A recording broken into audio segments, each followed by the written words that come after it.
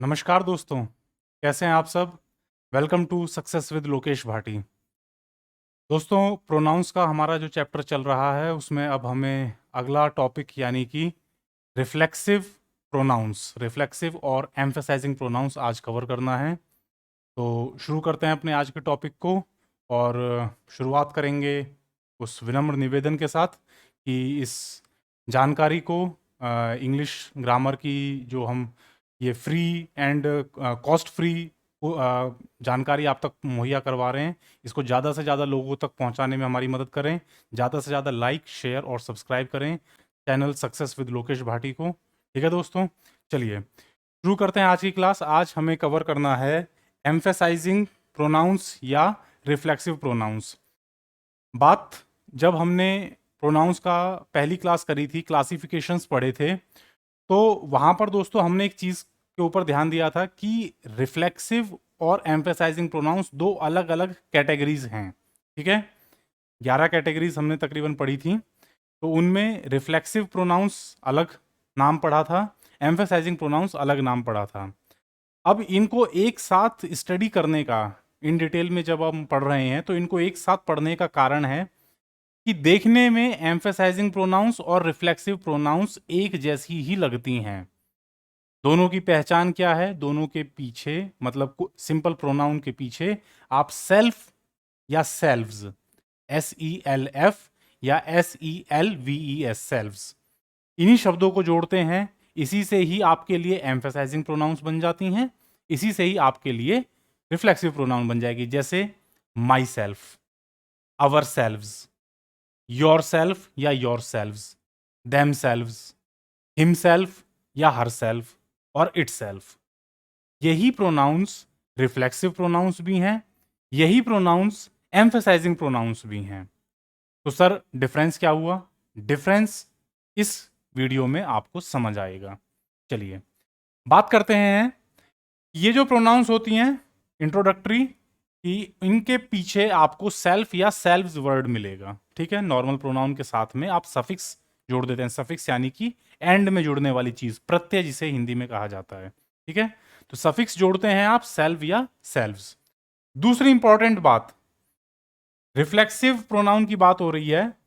These are used to give a sense of being oneself, यानी कि खुद से करने का एहसास दिलाती हैं, स्वयं से जो काम किया गया है। बीइंग वन सेल्फ यानी कि अपनी तरफ इशारा। कोई आदमी किसी काम को या किसी एक्शन को अपनी तरफ दिखाना चाहता है कि ये काम इस आदमी ने इसके ऊपर किया, अपने ऊपर, खुद के ऊपर किया हुआ काम। बीइंग वन सेल्फ यानी कि खुद की तरफ दर्शाना, तो ये काम करवाती है रिफ्लेक्सिव प्रोनाउन। ठीक है, दूसरी बात, इन प्रोनाउंस को कई बार आप सेल्फ प्रोनाउंस भी कह देते हैं, यानी कि अपनी ही तरफ, सेल्फ यानी कि स्वयं, अपनी तरफ इशारा करती हैं ये प्रोनाउंस, इसीलिए इनको कई बार क्या कहा जाता है? सेल्फ प्रोनाउन भी कह दिया जाता है। और एग्जाम्पल्स, जैसे मैंने बात करी, myself, ourselves. Ourself कभी नहीं यूज करना है आपको, ध्यान रखिएगा। मैं की बात हो रही है तो माई सेल्फ, और हम की बात हो रही है तो आवर सेल्व्स। यू की बात हो रही है तो योर सेल्फ भी लिख सकते हो, योर सेल्व्स भी लिख सकते हो, कि तुम एक आदमी के लिए कहा जा रहा है या बहुत सारों के लिए, तो योर सेल्फ या योर सेल्व्स दोनों ठीक होते हैं। देम के लिए केवल देम सेल्व्स का इस्तेमाल होगा, देम सेल्फ का इस्तेमाल नहीं होगा। हिमसेल्फ, हर सेल्फ और इट सेल्फ, ये आपके एग्जाम्पल्स हो गए। और इन्हीं को ही, जैसा लिखा गया है कि एम्फेसाइजिंग प्रोनाउंस भी यही हैं, यही सेम चीजें रिफ्लेक्सिव भी हैं और यही एम्फेसाइजिंग भी हैं, बस इनका रोल बदल जाता है। जब ये सेंटेंस में एम्फेसाइजिंग वाला काम करेंगी तो एम्फेसाइजिंग प्रोनाउंस कहलाएंगी, जब रिफ्लेक्सिव वाला काम करेंगी तो रिफ्लेक्सिव प्रोनाउंस कहलाएंगी। वो काम कैसे पहचानेंगे सर? आइए समझते हैं। बहुत इंपॉर्टेंट स्लाइड है, बहुत ध्यान से सुनिएगा। रिफ्लेक्सिव प्रोनाउन आपके लिए क्या काम करती हैं? These are used to convey the meaning of, यानी कि क्या मतलब देती हैं ये सेंटेंस में? अपने आप को, खुद को। और सर एम्फेसाइजिंग क्या मीनिंग देती हैं? Emphasising pronouns are used to convey the meaning of खुद से या अपने आप से। ध्यान दीजिएगा, सब्जेक्ट ने कोई काम किया और वो काम किसके ऊपर हुआ, उसको बताने के लिए आप रिफ्लेक्सिव प्रोनाउन इस्तेमाल करोगे। अगर जिस आदमी ने काम किया वो काम अपने ही ऊपर कर लिया, उसका असर अपने ही ऊपर पड़ रहा है, तो आप इस्तेमाल करेंगे रिफ्लेक्सिव प्रोनाउन का। और अगर किसी व्यक्ति ने कोई काम किया और वो ये बताना चाह रहा है कि ये काम मैंने अपनी हिम्मत से, अपने दम पर, अपनी काबिलियत से किया है, तो आप इस्तेमाल करोगे वहां पर एम्फेसाइजिंग प्रोनाउंस। ध्यान दीजिएगा, ये जो वर्ड है एम्फेसाइजिंग, ये बना है एम्फेसिस शब्द से। इसका मूल शब्द है एम्फेसिस। ठीक है, एम्फेसिस का मतलब होता है जोर, बल, स्ट्रेस। एम्फेसाइज का मतलब होता है किसी चीज पर जोर देना, बल देना। ठीक है, और एम्फेसाइजिंग प्रोनाउन वो प्रोनाउन जो बल देने के लिए या जोर देने के लिए इस्तेमाल की जाती है। अब ये बल या जोर किसके ऊपर देना है? जिस आदमी ने काम किया है वो अपनी काबिलियत के ऊपर, अपनी हिम्मत के ऊपर, अपने दम के ऊपर जोर देना चाह रहा है कि ये काम मैंने खुद से किया है, अपने आप से किया है, किसी की मदद नहीं ली है, तो वहां पर आप एम्फेसाइजिंग प्रोनाउन का इस्तेमाल करते हैं। दूसरी तरफ रिफ्लेक्सिव प्रोनाउन में क्या है कि जो काम किया उसका असर मेरे ही ऊपर पड़ गया, या इस लड़के ने कोई काम किया उसका असर इस लड़के के ऊपर ही पड़ गया, तो आप इस्तेमाल करते हैं रिफ्लेक्सिव प्रोनाउन। एग्जाम्पल की मदद से समझेंगे। दूसरी बात सुनिएगा, reflexive pronouns are used when the subject and object, very very important point, subject and object of the verb, यानी कि जो काम हुआ उसको करने वाला सब्जेक्ट, और जिसके ऊपर काम हुआ यानी कि ऑब्जेक्ट, सब्जेक्ट और ऑब्जेक्ट सेंटेंस में सेम हैं, एक ही हैं, करने वाला भी वही और जिसके ऊपर असर पड़ा वो भी वही व्यक्ति। एक ही व्यक्ति ने काम किया और उसका असर भी उसके ऊपर पड़ा, तो इसे आप यहां पर क्या इस्तेमाल करते हैं? रिफ्लेक्सिव प्रोनाउन इस्तेमाल करते हैं। और वो रिफ्लेक्सिव प्रोनाउन कहां पर लगानी है? वो reflexive pronoun will be used as object of the verb, यानी कि वर्ब के बाद में जहां पर ऑब्जेक्ट लगती है वहां पर आप दोबारा उस व्यक्ति का नाम लिखने की बजाय रिफ्लेक्सिव प्रोनाउन का इस्तेमाल कर देंगे। जैसे एक करण किल्ड हिमसेल्फ, इस व्यक्ति ने अपना आत्महत्या कर ली। अब काम क्या हुआ? सुसाइड करने का बड़ा गंदा काम है। करने वाला कौन? ये लड़का करण। असर किसके ऊपर पड़ा? किसी और व्यक्ति के ऊपर नहीं पड़ा, इसी के ऊपर पड़ा। ठीक है, तो अब देखिए, सब्जेक्ट भी यही है, ऑब्जेक्ट भी यही है। अब आप रिफ्लेक्सिव प्रोनाउन को कहां पर लगाओगे? वर्ब के बाद में, जहां पर की ऑब्जेक्ट की जगह होती है। और वहां पर क्योंकि ये थर्ड पर्सन का सब्जेक्ट है, जितने भी नाम होते हैं आप पढ़ चुके हैं वो थर्ड पर्सन सब्जेक्ट में आते हैं, तो थर्ड पर्सन के लिए आप, क्योंकि ये लड़का है तो इसलिए आप हिमसेल्फ का इस्तेमाल करेंगे। अगर यहां पर किसी महिला का नाम होता, किसी लड़की का नाम होता, तो हर सेल्फ लगा देते। ठीक है, करण किल्ड हिमसेल्फ, रचना किल्ड हरसेल्फ। ठीक है, काम करने का असर इसी व्यक्ति के ऊपर पड़ गया, यानी कि सब्जेक्ट और ऑब्जेक्ट सेम हैं, तो इसीलिए रिफ्लेक्सिव प्रोनाउन का इस्तेमाल होगा। और रिफ्लेक्सिव प्रोनाउन कहां पर रखी जाएगी सेंटेंस में? वर्ब के बाद में जहां की ऑब्जेक्ट की जगह होती है, वहां पर आप रिफ्लेक्सिव प्रोनाउन का इस्तेमाल करेंगे। ठीक है, क्लियर है बात? दूसरी तरफ एम्फेसाइजिंग प्रोनाउन कहां क्या काम है? These are not used as object of the verb, इनको आप ऑब्जेक्ट की तरह इस्तेमाल नहीं करोगे, बल्कि क्या करोगे? These are used as preposition of the object, object के लिए एक प्रिपोजिशन की तरह इस्तेमाल होगा ये। ठीक है, जैसे he lives in this house by himself, वो इस घर में, बाई हिमसेल्फ का मतलब होता है अकेले रहना। ठीक है, इस पॉइंट को भी हम आगे डिस्कस करेंगे कि जब प्रीपोजिशन के साथ में रिफ्लेक्सिव प्रोनाउन का इस्तेमाल हो जाता है, बाई का इस्तेमाल होता है, तो उसका मतलब होता है खुद से या अपनी ही, मतलब बिना किसी की मदद के या खुद से। ठीक है, तो अब यहां पर आप देखिए कि यहां पर जो ये एम्फेसाइजिंग प्रोनाउन, यही सेम वर्ड हिमसेल्फ, ये यहां पर रिफ्लेक्सिव प्रोनाउन के रूप में इस्तेमाल हुआ और यहां पर एम्फेसाइजिंग प्रोनाउन के रूप में इस्तेमाल हुआ। शब्द वही हैं, रोल अलग अलग हो जाता है। यहां पर इसने ये बताया कि असर इसी व्यक्ति के ऊपर हो गया, यहां पर ये शब्द क्या बता रहा है कि वो लड़का उस घर में अकेले रहता है, अपने दम पर, किसी और की सहायता नहीं ले रहा है, किसी और के साथ नहीं है। ठीक है, तो ये इस तरीके से रोल अलग अलग हो जाता है, शब्द वही है। ठीक है, आइए आगे बढ़ते हैं। इंपॉर्टेंट चीज, sometimes possessive adjective plus own, possessive adjective के साथ में ओन शब्द का इस्तेमाल करते हैं आप, और उसकी मदद से क्या करते हैं, सब्जेक्ट के ऊपर एम्फेसाइज करते हैं, सब्जेक्ट के ऊपर जोर देते हैं। सर ये काम तो एम्फेसाइजिंग प्रोनाउंस का था। हाँ, एम्फेसाइजिंग प्रोनाउंस की मदद से भी आप सब्जेक्ट के ऊपर जोर दे सकते हैं। अगर आप वो नहीं इस्तेमाल करना चाहते तो इस तरीके से कर सकते हो कि पजेसिव एडजेक्टिव लीजिए और उसके साथ में ओन शब्द का इस्तेमाल कर लीजिए, तो भी आप सब्जेक्ट के ऊपर एम्फेसिस दे सकते हैं। कैसे? ऐसे, I live on my own income, मैं अपना गुजारा अपनी तनख्वाह पर करता हूं, किसी और की मदद नहीं लेता हूं। ठीक है, आप अगर ये शब्द कहना चाहते हैं, ये सेंटेंस कहना चाहते हैं, तो I live on my own income. ठीक है, अब देखिए कहना क्या चाह रहे हो कि मैं किसी और की मदद नहीं लेता जी, अपने आप अपने दम पे अपना गुजर बसर करता हूं। ठीक है, तो यहां पर आपने क्या किया, माई का इस्तेमाल किया, और माई क्या है, पजेसिव एडजेक्टिव है। My house, my dog, my phone, my TV possessive adjective है। उसके साथ में आपने ओन शब्द का इस्तेमाल किया, मेरी अपनी तनख्वाह, ओन। ठीक है, ओन का मतलब होता है अपनी, स्वयं की। तो मैं अपनी खुद की तनख्वाह पर गुजर बसर करता हूं, एम्फेसिस दे दिया आपने किसके ऊपर, मेरी अपनी। ठीक है, क्लियर है? इस तरीके से भी आप एम्फेसाइज कर सकते हो। दे लव देयर ओन वर्क, वो अपने खुद के काम से प्रेम करते हैं या खुद के काम को मन लगा करके करते हैं। देयर पजेसिव एडजेक्टिव, और उसके साथ में आपने ओन शब्द का इस्तेमाल किया, यह दर्शाने के लिए कि वो अपने खुद के काम को एम्फेसिस दे दिया, जोर दे दिया। ठीक है, आप सिंपली ये कह सकते थे दे लव देयर वर्क, वो अपने काम से प्रेम करते हैं, अपने काम का सम्मान करते हैं।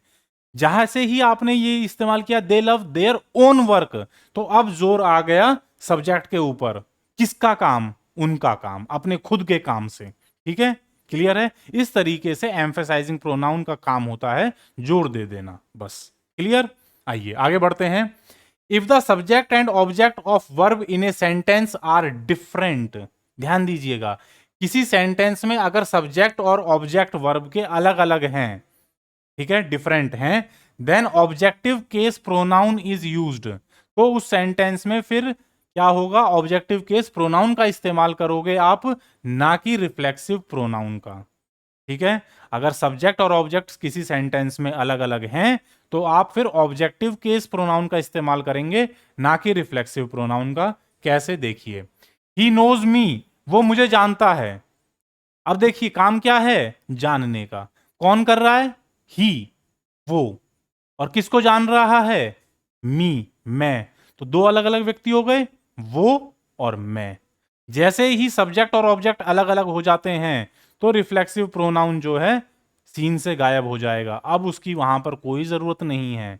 अब क्या करना होगा sir, simply objective case pronoun लगा दीजिए महाराज। ठीक है, अगर आप इसकी बजाय ये रिफ्लेक्सिव वाली लगाते, ही नोज माई सेल्फ, वो मुझको जानता है या मुझी को जानता है, ये गलत हो जाएगा। आपको ऑब्जेक्टिव केस प्रोनाउन लगानी है, रिफ्लेक्सिव नहीं लगा सकते आप। ठीक है, क्लियर है? आइए आगे बढ़ते हैं। एक और नियम, सम वर्ब्स, कुछ वर्ब्स ऐसी होती हैं, कौन कौन सी वर्ब हैं, जैसे एंजॉय, आनंद लेना, प्राइड, गर्व महसूस करना, absent, introduce, busy, avail, address. तो ऐसी ये कुछ वर्ब्स हैं जो क्या करती हैं, necessarily take reflexive pronouns after them. इन वर्ब्स के बाद में आपको हर हालत में रिफ्लेक्सिव प्रोनाउन का इस्तेमाल करना ही करना है। ठीक है, ये कुछ वर्ब्स ऐसी हैं जिनके बाद में, जिनके पीछे रिफ्लेक्सिव प्रोनाउन का इस्तेमाल होना ही होना है, अटल नियम है ये। ठीक है, जैसे ही enjoyed himself in the party, उसने पार्टी में खूब आनंद लिया, यानी कि एंजॉय किया। तो आप एंजॉय के साथ में हिमसेल्फ जरूर इस्तेमाल करेंगे। ही की बात हो रही है तो हिमसेल्फ, शी की बात होती तो हर सेल्फ, दे की बात होती तो देमसेल्व्स, हम की बात होती वी तो आवर सेल्व्स, आई की बात होती I enjoyed my self in the party, यानी कि मैंने पार्टी में खूब आनंद लिया। अब हालांकि वहां पर ऐसा शब्द कोई है नहीं कि मैंने खुद से आनंद लिया, नहीं, लेकिन ये जो वर्ब आप अपने सामने देख रहे हैं स्क्रीन पर, enjoy, pride, absent, introduce, busy, avail, address, plume, hurt, cheat, prostrate, resign, apply, acquit और एसर्ट, ये कुछ वर्ब्स ऐसी हैं, इनके साथ में आपको रिफ्लेक्सिव प्रोनाउन का इस्तेमाल करना ही करना है, आप उसको छोड़ नहीं सकते। ठीक है, इसकी बजाय अगर आप ये कह देते ही एंजॉयड इन द पार्टी, ये सुनने में तो ठीक लग रहा है लेकिन ग्रामर की दृष्टि से ये गलत है। और ये अक्सर इस तरह का यूसेज स्पॉटिंग द एरर या इंप्रूव द सेंटेंस में कई बार आ जाता है कि देखने में ठीक लग रहा है sir, he enjoyed in the party, उसने पार्टी में आनंद लिया, लेकिन ये गलत है। He enjoyed himself in the party, we enjoyed ourselves in the party, they enjoyed themselves in the party. ठीक है, इसी तरीके से मिस्टर शर्मा प्राइड्स हिमसेल्फ, गर्व महसूस करते हैं, on the result of his son, अपने बेटे के जो उसका रिजल्ट आया है उसके ऊपर वो गर्व महसूस करते हैं। तो प्राइड्स हिमसेल्फ, ठीक है, गर्व महसूस करते हैं। खुद से का शब्द कोई नहीं लगा हिंदी में, लेकिन आपको प्राइड के साथ में रिफ्लेक्सिव प्रोनाउन, अब क्योंकि मिस्टर शर्मा की बात हो रही है, third person pronoun, third person noun है, तो इसलिए उसके साथ में क्या लगेगा, हिमसेल्फ। मिसेस शर्मा होता तो हर सेल्फ हो जाता। ठीक है, क्लियर। आइए आगे बढ़ते हैं। कुछ वर्ब्स ऐसी हैं जो बिल्कुल अपोजिट हैं। ये वर्ब्स क्या करती हैं, रिफ्लेक्सिव प्रोनाउन लेंगी। कुछ वर्ब्स ऐसी हैं जो कभी नहीं लेंगी। सम वर्ब्स जैसे open, sell, wash, dress, undress, shave और कंसंट्रेट, फील या हरी, ये नेवर टेक रिफ्लेक्सिव प्रोनाउंस, वो कभी भी रिफ्लेक्सिव प्रोनाउन अपने साथ में नहीं लेंगी। ठीक है, जैसे द डोर ओपन्ड, ये दरवाजा खुल गया, ये ठीक है। अगर आप ये कहते हैं द डोर ओपन्ड इटसेल्फ, तो गलत है। ओपन जो वर्ब है इसके साथ में आप रिफ्लेक्सिव प्रोनाउन का इस्तेमाल नहीं करेंगे। द डोर ओपन्ड या आई ओपन्ड द डोर, किसने खोला, मैंने खोला जी। The door opened itself, door अपने आप को खोल दिया, ये गलत है। ठीक है, ही शेव्स ऑन संडे, वो संडे के दिन शेविंग करता है, हजामत बनाता है। ठीक है, ये करेक्ट है। लेकिन अगर आप ये कहते हैं ही शेव्स हिमसेल्फ, वो अपने आप की हजामत बनाता है, ये सुनने में तो ठीक है लेकिन इंग्लिश ग्रामर की लैंग्वेज की दृष्टि से गलत है। ही शेव्स हिमसेल्फ नहीं होना चाहिए, ही शेव्स ऑन संडे। ठीक है, हिमसेल्फ रिफ्लेक्सिव प्रोनाउन का इस्तेमाल शेव वर्ब के साथ में नहीं होगा। शेव SHAVE, SAVE वो दूसरी वर्ब होती है, उसका मतलब होता है बचाना। ये शेव का मतलब होता है हजामत करना। ठीक है, तो यहां पर इस्तेमाल नहीं होगी रिफ्लेक्सिव प्रोनाउन। ध्यान दे लीजिएगा, ये वाली वर्ब वो हैं जो रिफ्लेक्सिव प्रोनाउन लेंगी, जरूर इस्तेमाल करनी है। ये वाली वर्ब वो हैं जो रिफ्लेक्सिव प्रोनाउन का इस्तेमाल नहीं करना है। क्लियर। आइए आगे बढ़ते हैं दोस्तों। Reflexive pronouns are not used as subject of the sentence, कभी भी आप सेंटेंस में रिफ्लेक्सिव प्रोनाउन को सब्जेक्ट के रूप में इस्तेमाल नहीं करेंगे। ये चीज आप पढ़ चुके हैं कि नॉर्मली प्रोनाउंस को कई बार आप सब्जेक्ट के रूप में इस्तेमाल कर लेते हैं प्रोनाउंस को, लेकिन प्रोनाउंस के अंदर जो अलग अलग बंटवारे हैं उसमें एक चीज रिफ्लेक्सिव प्रोनाउन है, और रिफ्लेक्सिव प्रोनाउन को आप सब्जेक्ट के रूप में इस्तेमाल नहीं करते हैं कभी भी। ठीक है, जैसे myself is Dinesh Kumar, आप लोग कई बार कह देते हैं, जैसे इंट्रोडक्शन देना हो कहीं पर आपको अपना, कि अपने बारे में कुछ बताइए, तो आप कहते हैं sir myself Dinesh Kumar, ये गलत है। आपको कहना चाहिए sir I am Dinesh Kumar या my name is Dinesh Kumar. Myself Dinesh Kumar कहना या माई सेल्फ राकेश कुमार कहना गलत है। Myself, himself, herself, ये जो रिफ्लेक्सिव प्रोनाउंस हैं इनको आप सब्जेक्ट यानी कि सेंटेंस के शुरुआत में कर्ता जो आदमी सब्जेक्ट है उसकी जगह पर इस्तेमाल नहीं कर सकते हैं। ठीक है, क्या होना चाहिए, sir I am Dinesh Kumar, मैं दिनेश कुमार हूं। Myself is Dinesh Kumar कहना गलत है। इसी तरीके से Amit and yourself are friends, Amit और तुम दोस्त हो, तो अब सब्जेक्ट कौन है, अमित और तुम, दो लोग, वो दोनों लोग ही सब्जेक्ट हैं। क्यों, क्योंकि दोनों ही एक दूसरे के दोस्त हैं।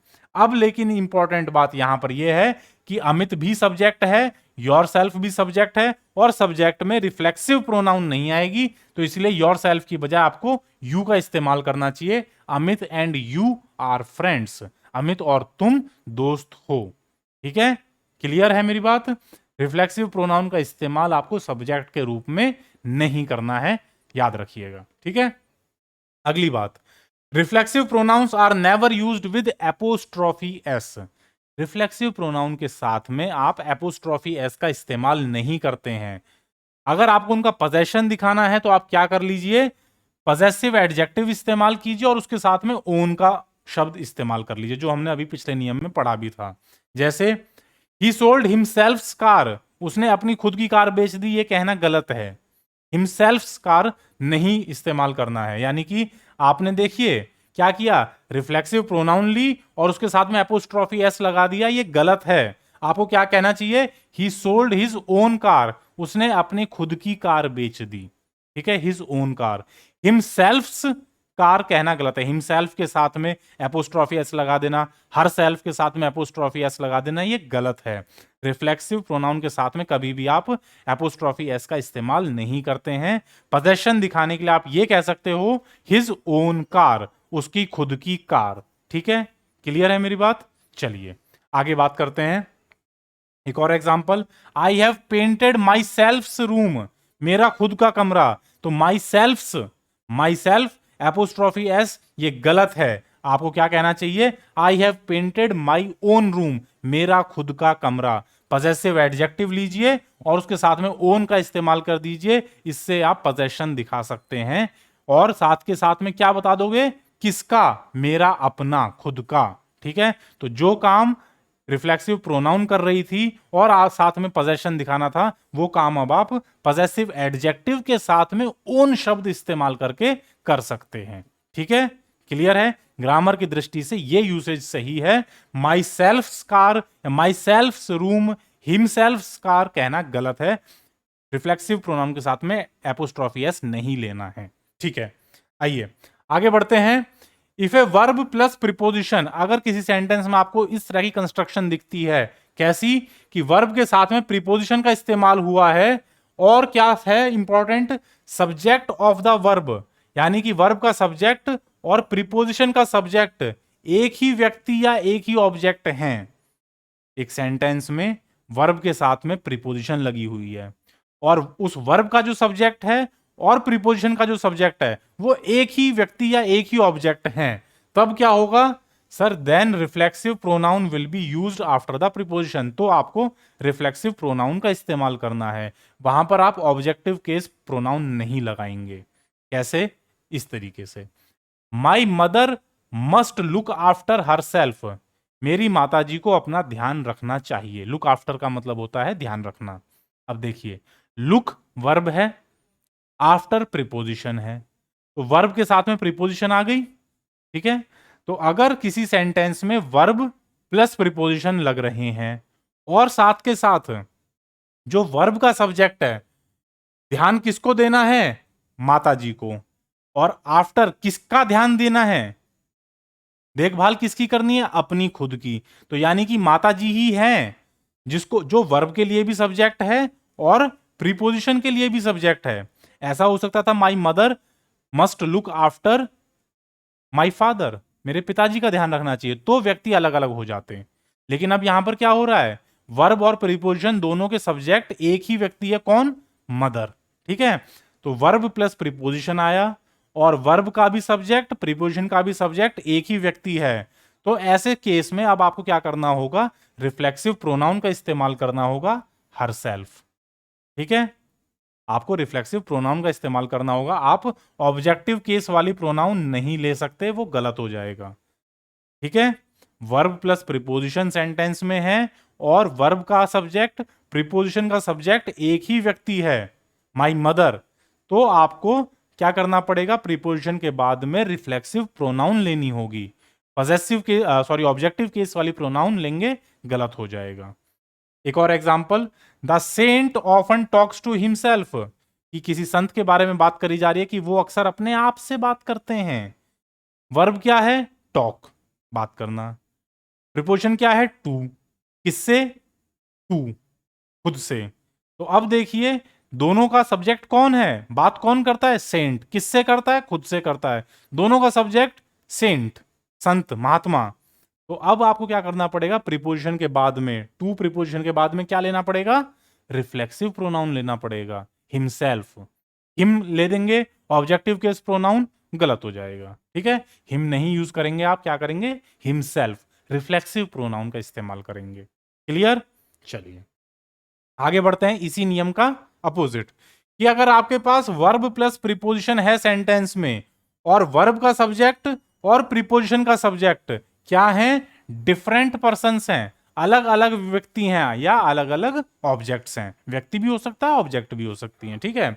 तो अब की बार क्या हो रहा है कि दोनों लोग अलग अलग हैं, जो वर्ब का सब्जेक्ट है वो अलग है, प्रीपोजिशन का जो सब्जेक्ट है वो अलग है। तब क्या होगा, तब नियम भी अलग उल्टा हो जाएगा सर। ऊपर हम रिफ्लेक्सिव का इस्तेमाल कर रहे थे, अब रिफ्लेक्सिव नहीं, क्या करना पड़ेगा, ऑब्जेक्टिव केस प्रोनाउन का इस्तेमाल करना पड़ेगा, ठीक है। क्या होगा, reflexive pronoun will not be used, reflexive pronoun नहीं इस्तेमाल करना है, बल्कि क्या करना है, rather the objective case pronoun will be used, आपको ऑब्जेक्टिव केस प्रोनाउन का इस्तेमाल करना पड़ेगा, ठीक है। जैसे देखिए, द प्रिंसिपल, किसी स्कूल के जो प्रिंसिपल साहब हैं, distributed the books among themselves, master ji ने बच्चों के बीच में किताबें बांट दी, स्कूल के मास्टर जी ने, ठीक है। अब देखिए, यहां पर वर्ब क्या है, डिस्ट्रीब्यूट करना, किताबें बांटना, और प्रीपोजिशन क्या है, एमंग, बीच में, ठीक है।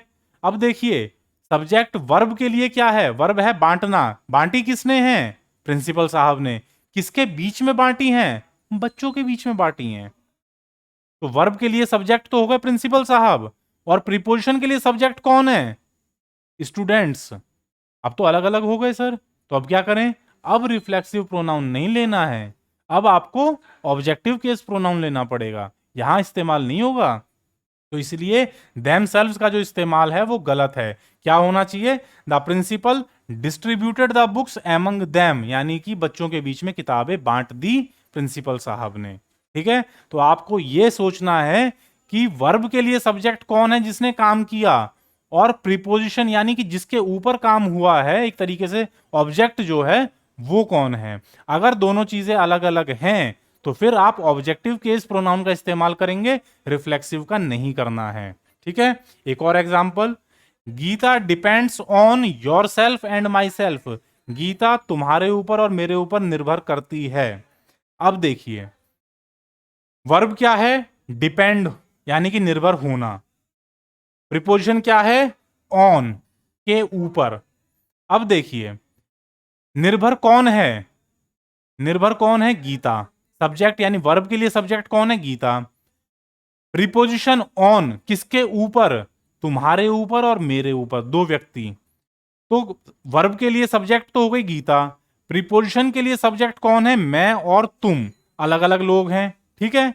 तो इसीलिए अब क्योंकि वर्ब का सब्जेक्ट गीता अलग है, प्रीपोजिशन का सब्जेक्ट मैं और तुम अलग हैं, तो इसीलिए अब ऑब्जेक्टिव केस प्रोनाउन का इस्तेमाल करना है, रिफ्लेक्सिव नहीं लगानी है, वो गलत हो जाएगा। योर सेल्फ और माई सेल्फ गलत है, यू एंड मी ये क्या है, ऑब्जेक्टिव केस प्रोनाउन है, इनका इस्तेमाल करना होगा। Gita depends on you and me, ठीक है, क्लियर है। ये नियम दोस्तों बहुत बारीक हैं, इनको अच्छी तरीके से समझ लीजिए।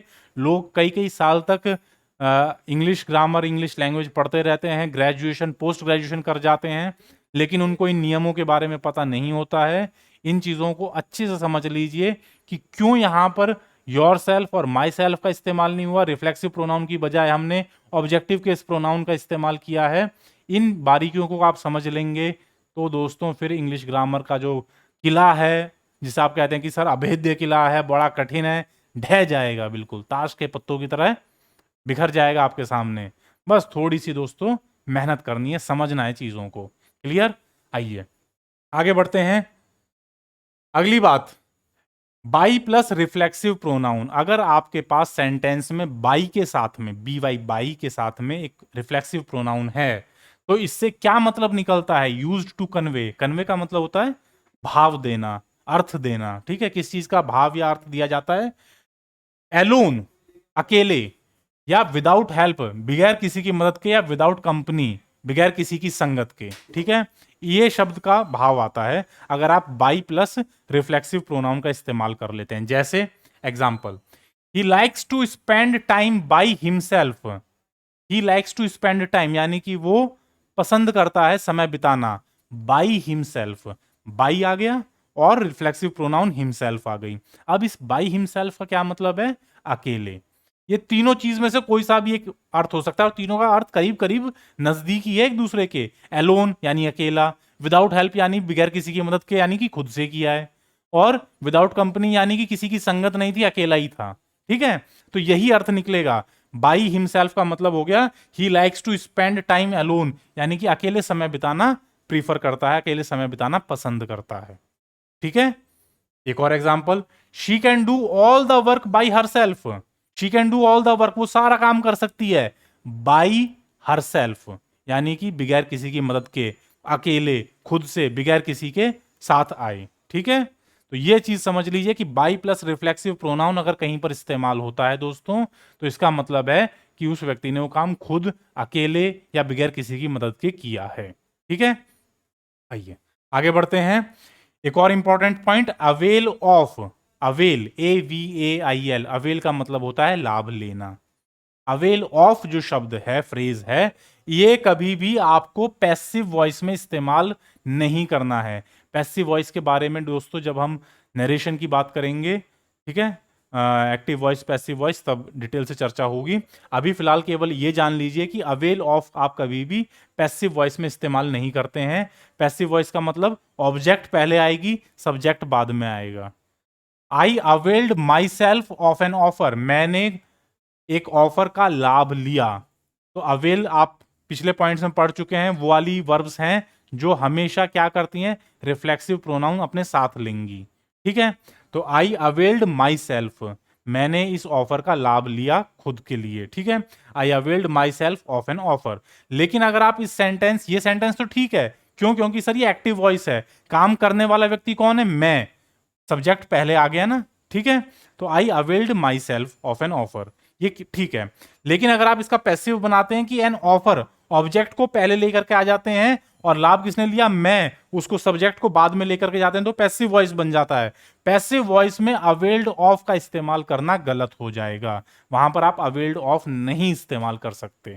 क्लियर, अवेल ऑफ जो शब्द है, फ्रेज है, ये हमेशा एक्टिव वॉइस में ही इस्तेमाल होगा, पैसिव वॉइस में इस्तेमाल नहीं होगा। अवेल ऑफ दोनों साथ में अगर हैं तो इसका इस्तेमाल पैसिव वॉइस में नहीं होगा। क्लियर, आइए आगे बढ़ते हैं। एक और इंपॉर्टेंट पॉइंट, एंजॉय। एंजॉय जो शब्द है जनरली फॉलोज एन ऑब्जेक्ट, उसके बाद में एक ऑब्जेक्ट का होना बहुत जरूरी है। In case an object is used then reflexive pronoun will also be used necessarily, कि एंजॉय के बाद में ऑब्जेक्ट आनी जरूरी है और ऑब्जेक्ट के साथ साथ रिफ्लेक्सिव प्रोनाउन भी आएगी।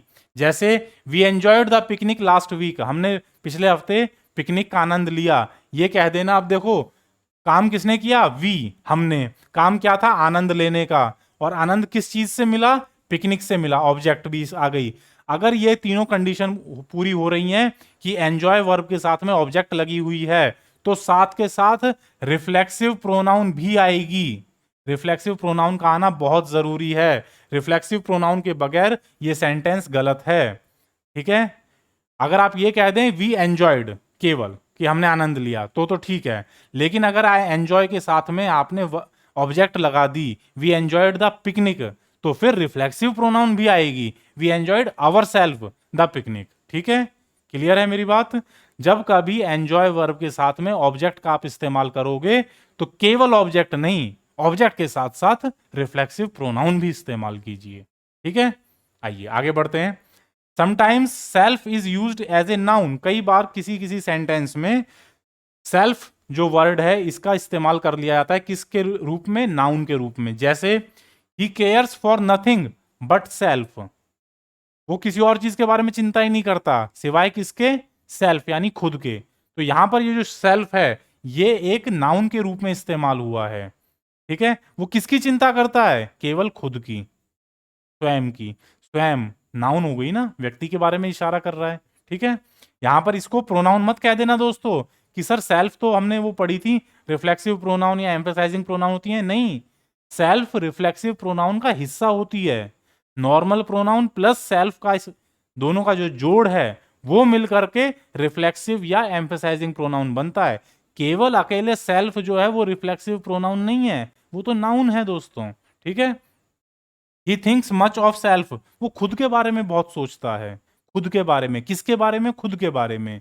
तो क्या हो गया, किसी व्यक्ति के बारे में इशारा कर रही है ना ये सेल्फ शब्द, तो इसीलिए ये क्या है, नाउन है। ठीक है, इन बातों पर ध्यान दीजिए। आइए आगे बढ़ते हैं। एक और point, sometimes emphasising pronouns are used to emphasise the object. कई बार एम्फेसाइजिंग प्रोनाउन की मदद से आप ऑब्जेक्ट के ऊपर भी जोर देने का काम करते हैं।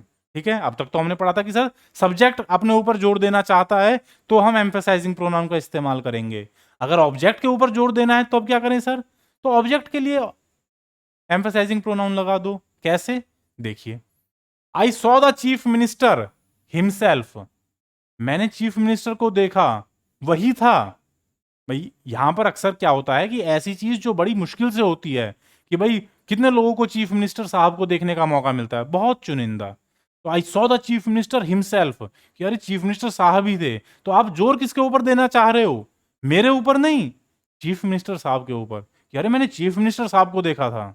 ठीक है, इसी तरीके से आप कहना चाहो कि अरे I saw the honourable prime minister Shri Narendra Modi himself, अरे मैंने मोदी साहब को देखा था। ठीक है, तो ऑब्जेक्ट जो है, करने वाला कौन है, मैं, काम क्या हुआ, देखने का, किसको देखा, चीफ मिनिस्टर को या प्राइम मिनिस्टर को, तो उनके ऊपर अगर जोर देना है तो आप इसका एम्फसाइजिंग प्रोनाउन का इस्तेमाल कर सकते हो, लेकिन किसके लिए, ऑब्जेक्ट के लिए।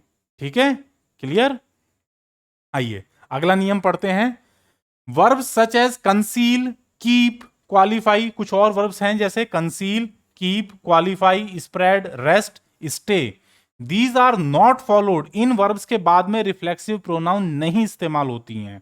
ठीक है, इन वर्ब्स के पीछे रिफ्लेक्सिव प्रोनाउन का इस्तेमाल आप नहीं करते हैं। जैसे I stayed my self away from my class, मैंने खुद को क्लास से दूर रखा, खुद को। तो यहां पर अब दोस्तों देखिए वर्ब क्या है, स्टे। तो जब कभी स्टे आपकी इन्हीं वर्ब्स के ग्रुप में से है ना, तो इनके बाद में आपको रिफ्लेक्सिव प्रोनाउन का इस्तेमाल नहीं करना है। I stayed away from my class, मैं क्लास से दूर रहा। आई स्टेड माई सेल्फ अगर लिखते हैं तो गलत हो जाएगा। ठीक है, इन वाली वर्ब्स के साथ में आपको रिफ्लेक्सिव प्रोनाउन का इस्तेमाल नहीं करना है। He qualified himself in the test, test में वो क्वालिफाई कर गया, तो he qualified in the test. Qualified himself अगर कहते हैं तो गलत हो जाएगा, he qualified in the test कहना करेक्ट है। ठीक है, एक और example, she kept herself, खुद को रखा, अवे फ्रॉम द शो, यानी कि कोई कार्यक्रम था उससे अपने आप को दूर रखा, ये कहना गलत है। She stayed away from the show, show से दूर रही। She stayed herself away कहना गलत है। ठीक है, तो कीप भी उन वर्ब्स में है जो रिफ्लेक्सिव प्रोनाउन बाद में नहीं लेंगी। She kept away from the show कहना करेक्ट है। ठीक है, आ गई बात समझ में दोस्तों। तो ये आज के नियम थे। यहां पर आपकी रिफ्लेक्सिव प्रोनाउन और एम्फेसाइजिंग प्रोनाउंस की क्लास दोस्तों खत्म होती है, ये टॉपिक कंप्लीट हो जाता है। अब 2 या 3 छोटी छोटी प्रोनाउंस हैं वो हम नेक्स्ट लेक्चर में कंप्लीट करेंगे, और उसके साथ में हमारा प्रोनाउंस का चैप्टर कंप्लीट हो जाएगा। चलते चलते एक छोटी सी बात दोस्तों, एक बहुत ही इम्पोर्टेंट करंट अफेयर्स का अभी फिलहाल एक क्वेश्चन आप लोगों के लिए बहुत इम्पोर्टेंट है, जो एज ऑन डेट बहुत रेलिवेंट भी है। इस चीज़ को आप अच्छी तरीके से रिवाइज कीजिएगा कि अभी फ़िलहाल भारत में एक फॉरेन डिग्निटरी आए हुए हैं, एक विदेशी मेहमान आए हुए हैं। तो जिन लोगों को नहीं पता है वो जान लें कि श्री बोरिस जॉनसन, ठीक है, उनका नाम है श्री बोरिस जॉनसन। वो क्या है, वो यूनाइटेड किंगडम के राष्ट्रपति नहीं, प्रधानमंत्री हैं। वो यूनाइटेड किंगडम यानी कि जो इंग्लैंड, वेल्स और कुछ छोटी एंटिटीज़ का ग्रुप है यूनाइटेड किंगडम जिसे कहा जाता है, तो वहाँ के वे प्रधानमंत्री हैं। वे भारत के दौरे पर आए हुए हैं। ठीक है, और 2 दिवसीय उनका दौरा था। ये करंट अफेयर्स का एक इम्पॉर्टेंट पॉइंट है, ये आपको पता होना चाहिए। अभी जो भी रिसेंट में कोई एग्जाम्स होगा तो उसके लिए बेहद इंपॉर्टेंट है कि कौन से फॉरेन डिग्निटरी ने अभी अप्रैल में भारत का दौरा किया है। तो उसमें आपको पता होना चाहिए कि यूनाइटेड किंगडम के प्रधानमंत्री, उनका नाम बोरिस जॉनसन, उन्होंने भारत का दौरा किया है। ठीक है, तो दोस्तों हम अब ये एक अपना नियम रखेंगे कि हर इंग्लिश ग्रामर की क्लास के साथ में एक करंट अफेयर्स का टॉपिक या एक क्वेश्चन ज़रूर प्रिपेयर किया करेंगे हर क्लास के साथ में। It will be our daily feature also. ठीक है दोस्तों, तो आज की क्लास को यहीं विराम देते हैं। चलते चलते आपसे फिर एक बार निवेदन कि ज़्यादा से ज़्यादा मात्रा में क्लासेस को लाइक करें, सब्सक्राइब करें और ज़रूरतमंद अपने दोस्तों तक इनको पहुंचाएं, शेयर करें। ठीक है, कमेंट सेक्शन में अपने डाउट्स और जो भी आप इम्प्रूवमेंट चाहते हैं उन चीज़ों को ज़रूर कमेंट करके बताएं, ताकि क्लासेस की क्वालिटी और ज़्यादा इम्प्रूव कर सके, आपके मुताबिक हम चीज़ें प्रस्तुत कर पाएं। ठीक है दोस्तों, इसी के साथ आपसे विदा लेना चाहूँगा। धन्यवाद, जय हिंद, नमस्कार।